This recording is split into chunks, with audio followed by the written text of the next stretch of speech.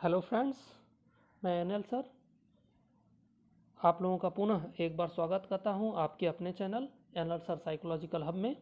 दोस्तों, आज हम आप लोगों के लिए BHU एमएड एंट्रेंस प्रिपरेशन की सीरीज़ में कुछ महत्वपूर्ण प्रश्न जो कि NPC से संबंधित हैं, यानी नॉर्मल प्रोबेबिलिटी कर्व से संबंधित कुछ महत्वपूर्ण प्रश्नों को लेकर के आए हैं, जो कि प्रीवियस ईयर के क्वेश्चन पेपर में आए हुए हैं और आने की भी संभावनाएं बरकरार हैं। तो दोस्तों, देर ना करते हुए स्टार्ट करते हैं। नॉर्मल डिस्ट्रीब्यूशन इज, तो दोस्तों नॉर्मल डिस्ट्रीब्यूशन क्या है तो वो मेसोकार्टिक के जैसा होता है।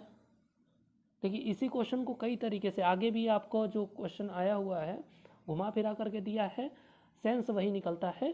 तो आपको समझना है कि नॉर्मल डिस्ट्रीब्यूशन जो ककूदता होता है, हम यहाँ पर बात कर रहे हैं मेसोकार्टिक, लेप्टोकार्टिक और प्लेटिकार्टिक।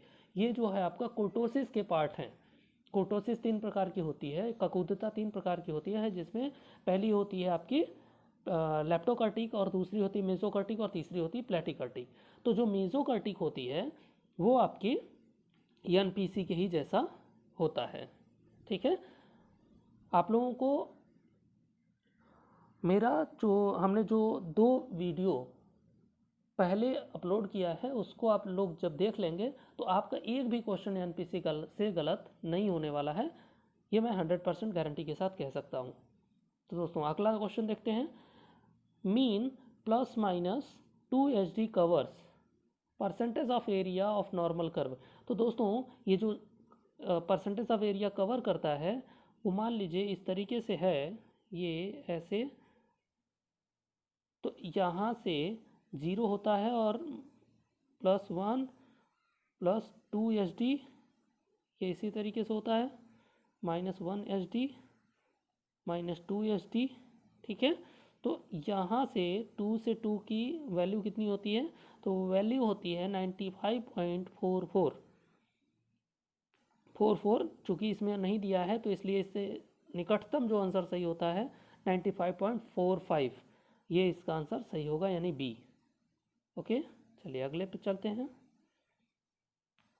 Theoretically the range of normal curve is, तो दोस्तों ये जो NPC का रेंज होता है वो निश्चित रेंज नहीं है। हम जो उसकी वैल्यूज़ को देखते हैं तो वैल्यूज़ के लिए हम ±3 सिग्मा तक देखते हैं, बट ±3 तक उसकी वैल्यू डिफाइन है, लेकिन उसके बाद की वैल्यूज़ डिफाइन नहीं है। तो हम क्या कह सकते हैं कि -∞ टू +∞, यानी इसका आंसर कौन सा सही है, ऑप्शन थर्ड। नेक्स्ट क्वेश्चन की तरफ बढ़ते हैं। Mean, median and mode are equal for distribution, किस पर होता है मीन, मीडियन, मोड। हमने आपको जब विशेषताएं समझाई थी पिछली वीडियो में तो आपको याद होगा कि हमने बताया था कि ये जो 0 वाला पॉइंट होता है, 0, यहाँ पर मीन, मीडियन और मोड तीनों एक ही जगह होते हैं। तो इसको हम क्या कहते हैं, इसको हम कहते हैं NPC, यानी नॉर्मल प्रोबेबिलिटी कर्व। ठीक है, इसका आंसर कौन सा सही हो जाएगा, सी। चलिए नेक्स्ट देखते हैं। Normal distribution is a probability distribution, तो कैसा होता है दोस्तों, ये सारे क्वेश्चन आपकी विशेषताओं से हैं, NPC की जो विशेषताएं हैं, तो आपको बहुत अच्छे से उसकी विशेषताओं को याद करना है।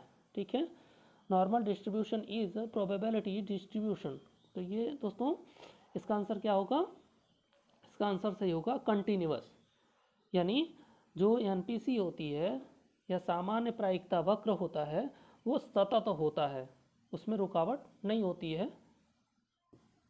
ओके, तो इसका आंसर कौन सा सही हो जाएगा, बी। नेक्स्ट क्वेश्चन की तरफ आगे बढ़ते हैं। Question number 6, distribution gives a normal bell shaped, तो बेल शेप कौन सा कर्व देता है, देता है नॉर्मल प्रोबेबिलिटी कर्व। यानी जब हम ऐसे देखते हैं इसको, ये तो बेल के आकार का क्या बन रहा है, ये NPC बन रहा है। ओके, चलिए। Normal distribution was first discovered by in 1733 as limiting from a binomial distribution. तो दोस्तों 1733 में एनपीसी की खोज सर्वप्रथम किसने करी थी? डी मोवरे। ये भी हमने आपको अगले वीडियो में, अपने पिछले वीडियो में बताया है, तो आप इसको याद कर लीजिए, de Moivre. Okay, option number third. Next की तरफ आगे बढ़ते हैं। A positively skewed curve implies that a majority of, तो इसके ऑप्शंस हैं, हिंदी में पढ़ देते हैं। एक धनात्मक विषमवक्र से यह पता चलता है कि, क्या पता चलता है? धनात्मक विषमवक्र कब बनता है? ये आपका एनपीसी है। सॉरी, फिगर थोड़ा अच्छा नहीं बन पाता है हमसे।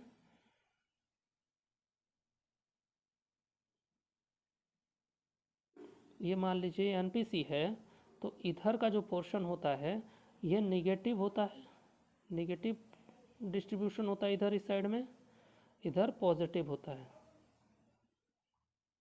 ठीक है, यहाँ पे जीरो होता है बीच में। तो यहाँ पे क्या कह रहा है? एक धनात्मक विषम वक्र से यह पता चलता है कि अधिकांश प्राप्तांक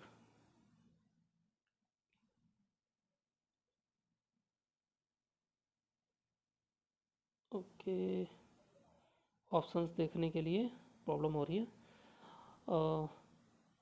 पता चलता है कि अधिकांश प्राप्तांक वक्र मध्य में स्थित होता है। तो दोस्तों मध्य में तो स्थित होता ही नहीं है। अगर मध्य में स्थित हो गया तो कभी भी स्क्यूड हो, ये स्क्यूनेस होगा ही नहीं। अधिकांश प्राप्तांक वक्र के दाहिनी ओर स्थित होता है, यानी अगर हम ये देखें,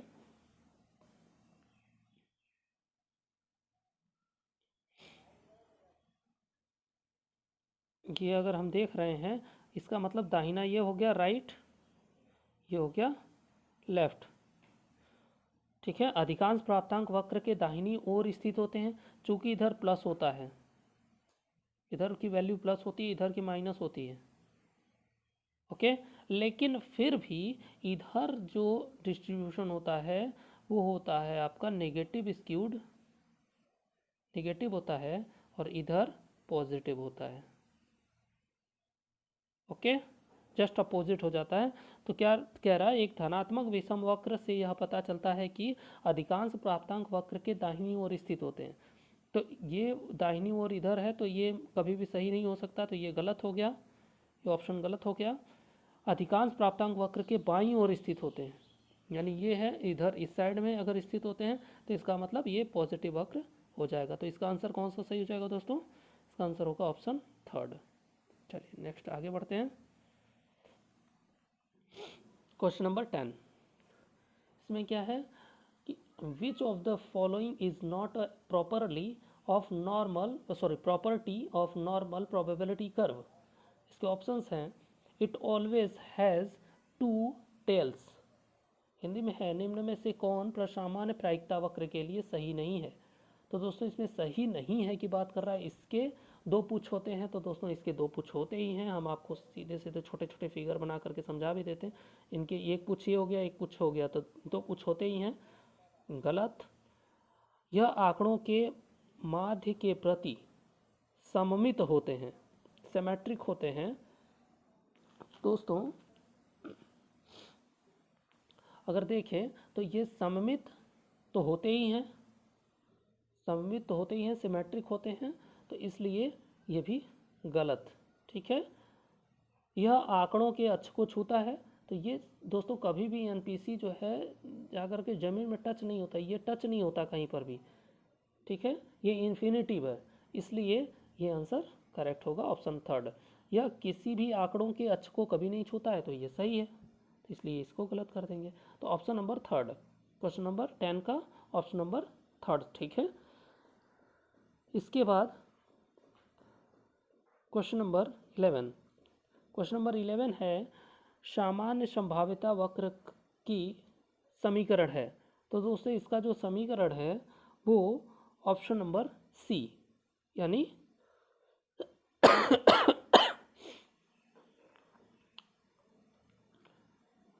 सी इसका ऑप्शन सही है। दोस्तों हम आपको ऐसे करके दिखा देते हैं, जूम करके, आप लोग इसको देख लीजिएगा ध्यान से।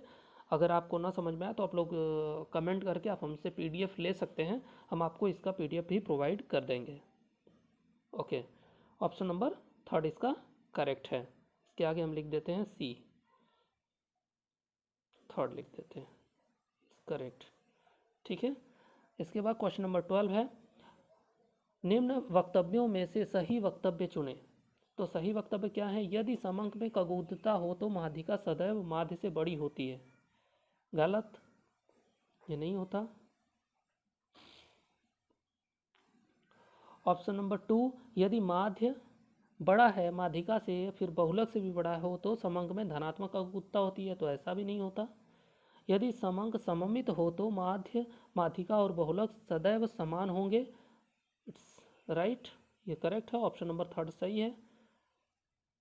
ऑप्शन नंबर 4 है, माध्य माध्यिका और बहुलक में से केवल माध्य सभी समंकों का उपयोग करता है। दोस्तों ये गलत है, तो ऑप्शन नंबर 12 का क्वेश्चन नंबर 12 का ऑप्शन नंबर थर्ड सही है। Question number 13, negative skewness mean ऋणात्मक विषम का अर्थ है। तो ऋणात्मक विषम का अर्थ अभी हमने आपको बताया कि जस्ट इसके अपोजिट हो जाता है। ये होगा, अगर ये दो भागों में डिवाइड करेंगे, इधर प्लस है तो इसका मतलब ये माइनस स्क्यूनेस होगा, और इस साइड में अगर माइनस है तो ये आपका क्या हो जाएगा, ये आपका पॉजिटिव स्क्यूनेस हो जाएगा, ये निगेटिव हो जाएगा। ठीक, तो कह रहा है कि ऋणात्मक विषम का अर्थ है, तो ऋणात्मक विषम का जो अर्थ होगा मध्यमान तथा मध्यांक बराबर नहीं है हो, तो ये तो सरासर गलत है। मध्यमान मध्यांक के दाहिनी ओर स्थित हो, तो ऋणात्मक कह रहा है दाहिनी ओर स्थित हो, तो ये करेक्ट है, ऑप्शन नंबर 2 सही है। सॉरी थोड़ा सा मिस्टेक हो गया। मध्यमान मतलब आपका मीन हो गया, और मध्यांक का मतलब मीडियन हो गया। तो जब मीन मीडियन के दाहिनी ओर स्थित हो, तो दोस्तों आपको ये याद रखना है। इसके लिए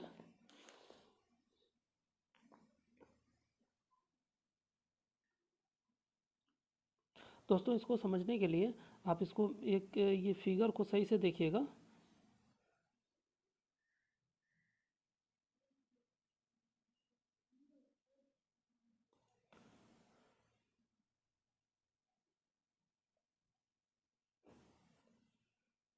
ठीक है, ये ऐसे देख लीजिए, ये आपका मान लीजिए एनपीसी है। ठीक है, तो यहाँ पर जो मिड वाला पॉइंट है, इस पे मीन, मीडियन,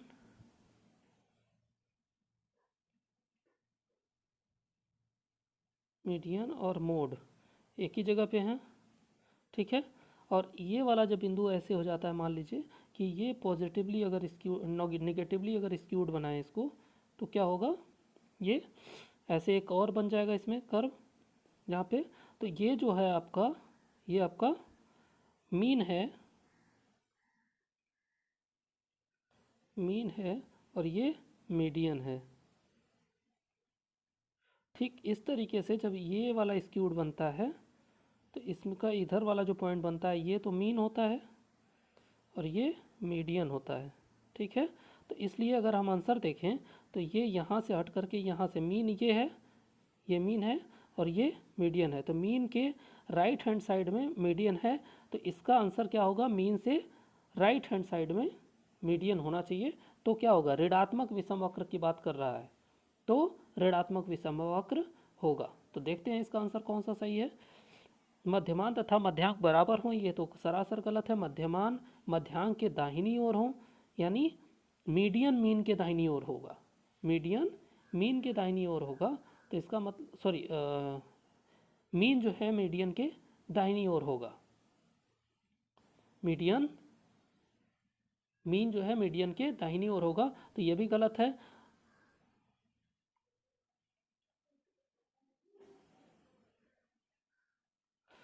इसमें तीसरा है, मध्यमान मध्यांक के बाएं ओर स्थित है, यानी जो मीन है वो मीडियन के बाईं ओर स्थित है। तो मीडियन इधर था दोस्तों, मीडियन इस साइड था और मीन इस साइड था, तो ये बाईं ओर हो गया, तो इसलिए ऑप्शन थर्ड सही होगा। ठीक है, चलिए अगले क्वेश्चन की तरफ बढ़ते हैं। एक वक्र विषम कहलाता है, कब कहलाता है? मध्यमान तथा मध्यांक दो अलग अलग बिंदुओं पर आते हैं तब कहलाता है। मध्यमान तथा मध्यांक दोनों एक बिंदु पर आते हैं तो कभी भी आपका स्क्यूड होगा ही नहीं। मध्यमान बराबर मध्यांक होगा तो भी स्क्यूड नहीं होगा, मध्यमान बराबर मानक विचलन होगा तब भी स्क्यूड नहीं होगा। तो आंसर क्या सही होगा दोस्तों? ऑप्शन नंबर इसका फर्स्ट। ठीक है, नेक्स्ट क्वेश्चन है a normal curve is also a called, तो क्या कहा जाता है इसको? मध्य ककूदती मेसोकर्टिक। अभी हमने आपको इसके पिछली वीडियो में हम आपको बताए हैं मेसोकर्टिक, यानी थर्ड ऑप्शन करेक्ट है। आगे बढ़ते हैं, क्वेश्चन नंबर 16, वक्रता ज्ञात करने का सूत्र क्या है? तो वक्रता ज्ञात करने का सूत्र हमने आपको पिछली वीडियो में बता दिया था, तो इसका डायरेक्ट आंसर बता देते हैं, इसका ऑप्शन नंबर थर्ड ठीक है। क्वेश्चन नंबर 17, अ पॉजिटिवली स्क्यूड कर्व इम्प्लाइज, तो दोस्तों ये क्वेश्चन रिपीट है, फिर भी देख लेते हैं। इसका आंसर सही होगा अधिकांश प्राप्तांक वक्र के दाहिनी ओर स्थित होते हैं, तो ये आपका करेक्ट आंसर होगा, यानी ऑप्शन नंबर सेकंड।